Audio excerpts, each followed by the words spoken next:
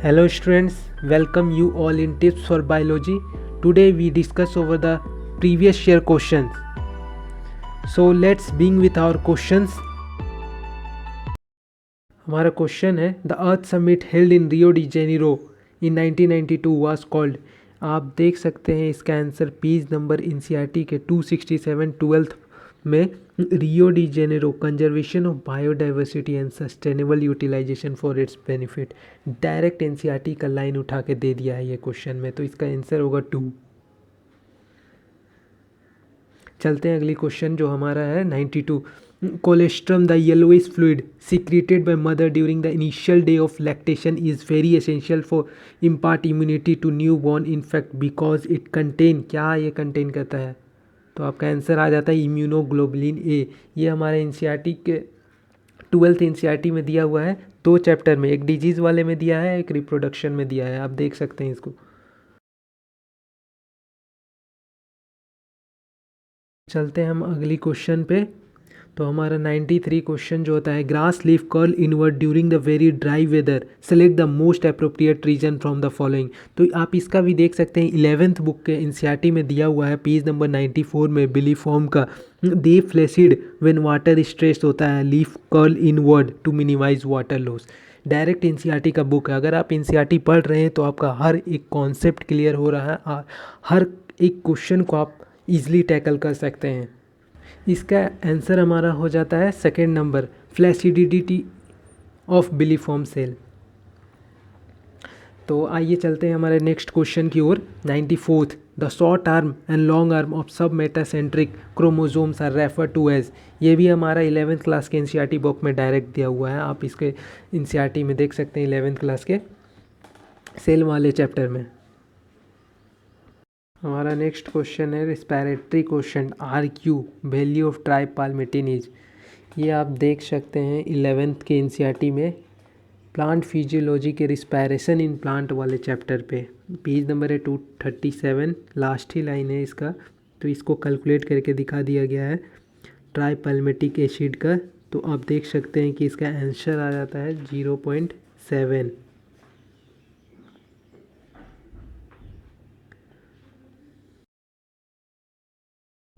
Which of the following is commercial blood cholesterol lowering agent.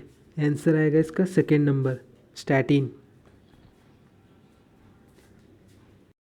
तो चलिए हम बढ़ते हैं अपने नेक्स्ट क्वेश्चन पे. हमारा नेक्स्ट क्वेश्चन जो है 97, match the following structure with respective location in the organ.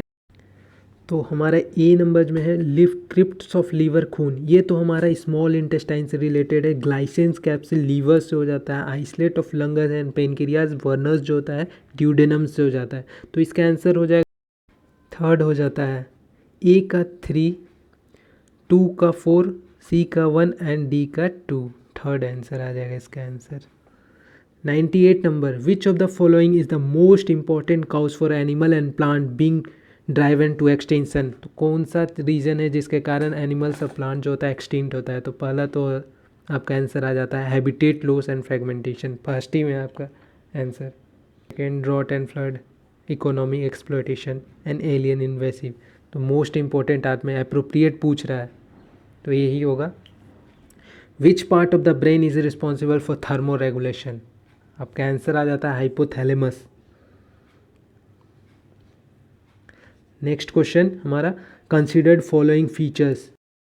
A number है ऑर्गेन लेवल ऑफ ऑर्गेनाइजेशन, दूसरा बाइलेटरी होता है एंड तीसरा जो दिया हुआ है आपका ट्रू सिलोमेट विथ सेगमेंटेशन. तो आपको इसमें बताना है किसका कैरेक्टरिस्टिक्स तीनों में से मैच कर रहा है. इस एनिमल के उसको आपको टिक करना है. तो इसमें पहला एनिलिडा आर्थ्रोपोडा कॉर्डेटा. तो फर्स्ट ही तो आपका तीनों में सारा ऑप्शन मैच कर रहा है. और इसमें जो होता है ऑर्गेन लेवल ऑफ ऑर्गेनाइजेशन भी होता है, बाइलेटरल सिमेट्री एंड सेगमेंटेशन भी होता है. तो आपका आंसर आ जाएगा 1. नेक्स्ट क्वेश्चन है select the correct sequence of organ in the alimentary. Cockroach का आपको बताना है, इस माउथ से स्टार्ट होते. तो इसका आंसर जो आएगा आपका ए आएगा. Oesophagus, crop, gizzard, ileum, colon and rectum. ठीक है, ए ही होगा आपका आंसर. नेक्स्ट पढ़ने का ज़रूरत नहीं जब आपको पता ही ए आ रहा है. तो बढ़ेंगे हमारे नेक्स्ट क्वेश्चन की ओर. हमारा नेक्स्ट क्वेश्चन है which of the following pair of grasses is mainly responsible for green house effect. तो इसका आंसर आ जाएगा आपका कार्बन डाइऑक्साइड एंड मीथेन. का आंसर आप 12th एनसीईआरटी के इकोलॉजी वाले चैप्टर में देख सकते हैं। तो हमारा नेक्स्ट क्वेश्चन है which of the muscular dystrophy is in hereditary. तो इसका आंसर आ जाता है हमारा मस्कुलर डिस्ट्रॉफी। ये ह्यूमन फिजियोलॉजी 11th के बुक में है। डी जनरेशन हो जाता है स्केलेटल मसल का ड्यू टू जेनेटिक डिसऑर्डर के कारण। तो हमारा नेक्स्ट क्वेश्चन जो है वो है the ciliated epithelial cell are required to move particle और mucus in specific direction in human this cell are mainly present in. तो आपको बताना है कि ह्यूमन में कहाँ पे प्रेजेंट होता है सीलिएटेड इपिथेलियल सेल। तो इसका आंसर आ जाता है ब्रोंक्यूल्स और फैलेपियन ट्यूब्स में प्रेजेंट होता है सीलिएटेड इपिथेलियल। फोर्थ आंसर हो जाएगा। ये क्वेश्चन आपका टिश्यू वाले चैप्टर से उठाया गया है। आप देख सकते हैं 11th बुक के 7th चैप्टर में होगा। इसका आंसर आपका डायरेक्ट लाइन टू लाइन है। हमारा नेक्स्ट क्वेश्चन है मैच द कॉलम। तो पी वेव जो होता है वो हो जाता है डीपोलराइजेशन ऑफ आर्टरिया। क्यूआरएस जो होता है डीपोलराइजेशन ऑफ वेंट्रिकल्स हो जाता है। एंड टी वेव जो होता है रीपोलराइजेशन ऑफ वेंट्रिकल्स होता है। और लास्टली क्या है reduction in the size of T wave, ये जो होता है कोरोनरी इस्कीमिया हो जाता है। तो इसका आंसर अगर हम मैच करेंगे तो 1 आएगा। ए का 4th, बी का 1, सी का 2 एंड डी का 3। ठीक है, ए आ जाएगा इसका आंसर।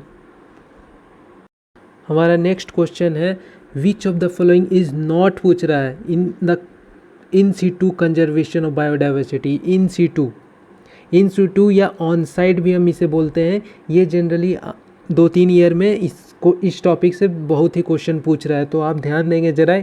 इसको हम बता देते हैं। इन सीटू मतलब क्या होता है, वो खुद के नेचुरल हैबिटेट में कंजर्व करना स्पीसीज़ को।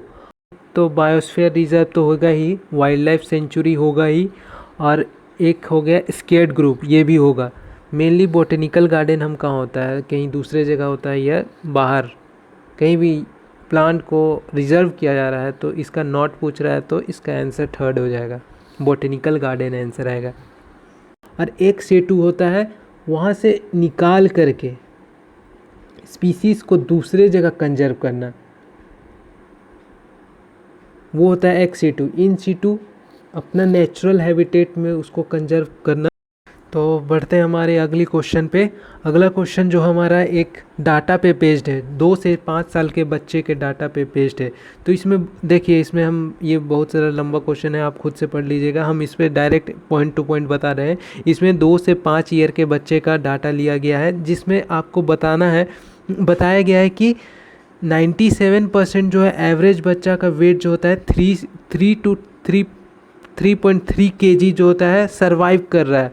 बट 99% इन्फेंट जो होता है 2 to 2.5 kg और 5.5 to 5 kg जो होता है डाई कर जा रहा है। तो आपको इसमें बताना है कि कौन सा ग्राफ इसका बनेगा। तो देखिए इसमें क्या है, 2 से 5 kg का बच्चा है का हम ले लिए रेंज।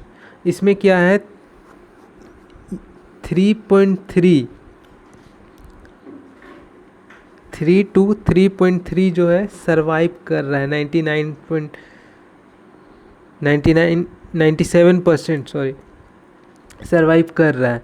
तो इससे पहले का जो है वो तो मर जा रहा है, उसके बाद का भी मर जा रहा है। तो ये आपका कौन सा है ग्राफ जो जनरली बन रहा है, स्टेबलाइज्ड ही बन रहा है। यहाँ पे हम ग्राफ देखेंगे तो क्या है, स्टेबलाइज्ड बन रहा है। तो आंसर इसका 2nd आ जाएगा। चलिए देखते हैं हमारे नेक्स्ट क्वेश्चन की ओर। तो इसमें बताना है correct sequence of phase of cell cycle is. तो इसमें आ जाएगा आपका 4th आंसर आएगा। पहले तो G1 आ जाता है, उसके बाद एस फेज आता है सिंथेटिक फेज, G2 आता है, उसके बाद एम फेज आता है। ठीक है, नेक्स्ट क्वेश्चन हमारा है how does the steroid hormone influence the cellular activity. ये जो क्या करेगा, मेनली बाइंड करता है डीएनए को और फॉर्म करता है जीन हार्मोन कॉम्प्लेक्स बना देता है। तो इसका आंसर 2 आ जाएगा। स्टेरॉयड हार्मोन जो होता है कैसे सेलुलर एक्टिविटी को प्रभावित करता है। है which of the following statement is not correct पूछ रहा है। Lysosome has numerous hydrolytic enzyme, ये तो सही है। Hydrolytic enzyme of lysosome are active under the pH, ये भी सही है। Lysosome of membranous bound structure, ये भी सही है आपका। और लास्टली है lysosome are formed by the process of packaging of, ये गलत है, ये गलत है, तो आपका फोर्थ आंसर आ जाएगा। Thanks for watching, please do like share and subscribe our YouTube channel. For more update, please press bell icon.